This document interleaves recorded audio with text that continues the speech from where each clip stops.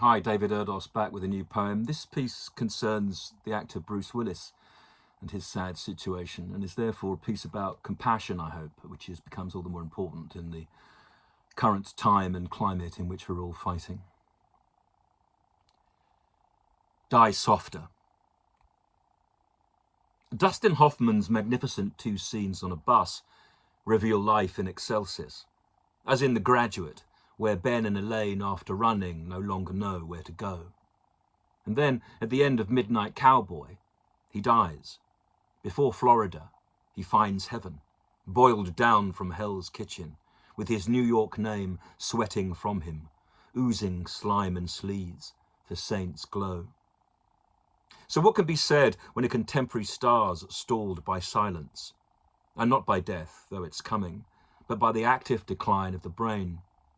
As after his 70, a man who bibled mainstream action and more than a little charm, brave Bruce Willis now battles inaction, and with it the numbness which fatally masks future pain.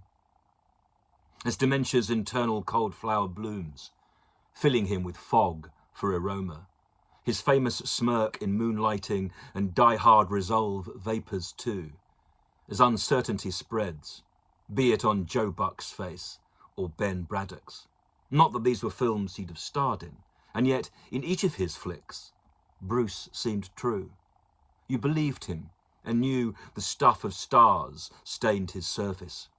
It is there in 12 Monkeys, Pulp Fiction of course, The Sixth Sense, and Unbreakable too, with Shyamalan's Split and Glass, its two sequels, each poignantly titled, as sweat and pecs now relent to the way of tears and the wastage against which there remains no defence. What was man becomes tape, DVD, or pressed pixel. Objects and fragments as poems, which are often the proof of what's felt, after it fades, as you can read about your own ruin, or delight in the dreamland distant to the game of cards fate has dealt.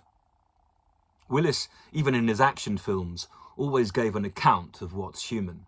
The screen son of Steve McQueen and Charles Bronson with a dash of David Niven thrown in, he was the American everyman, pushed past his element, free from worry.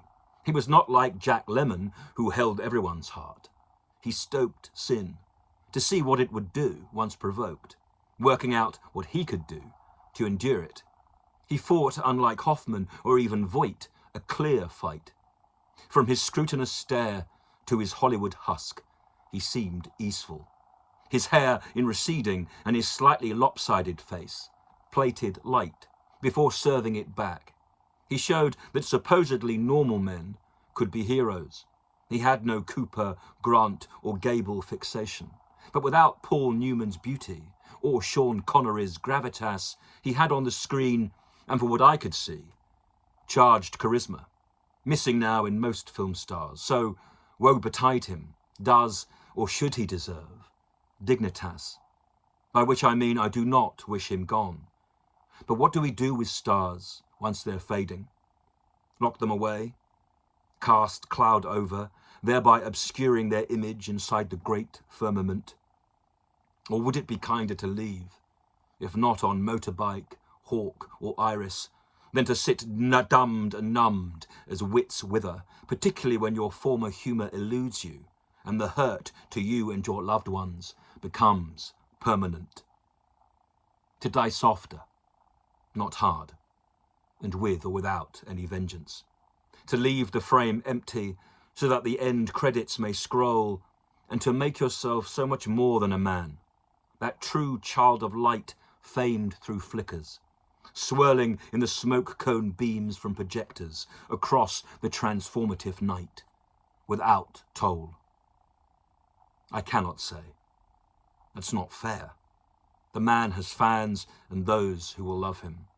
So I hope to hell and heaven he's happy, as his speech and senses strip.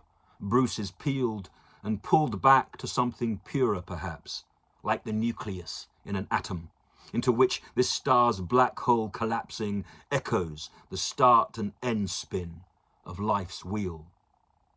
He spun well, spun fun, and had more than a little dimension. He was and is a real film star after the day film stars ruled. Not only the world, but the kind of universe people paid for. For we can still receive each star's heat and signal for centuries more once they've cooled. And so, with compassion and care, even millionaires can earn pity. I would will myself towards Willis, whether under the boardwalk or thrown like the Hudson Hawk elephant, which shatters the glass in the Vatican City Museum and sets off the signal.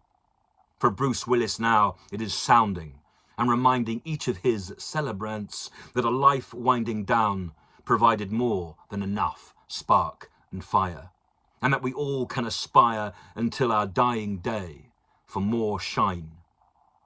I hope that he does not see his last scene too soon, as in 12 Monkeys, and that his former carousing and calming familial love can be mined. We are none of us as we were, for every day makes us different. And in the world we have, such escaping or avoidance of strife now seems wise. We are all moonlighting these days, as the entire earth grows demented.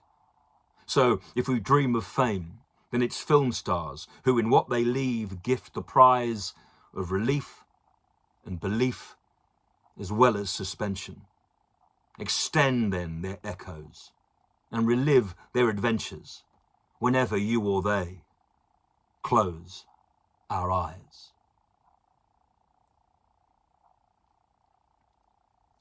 David Erdos, the 31st of August, 2025. Go in peace.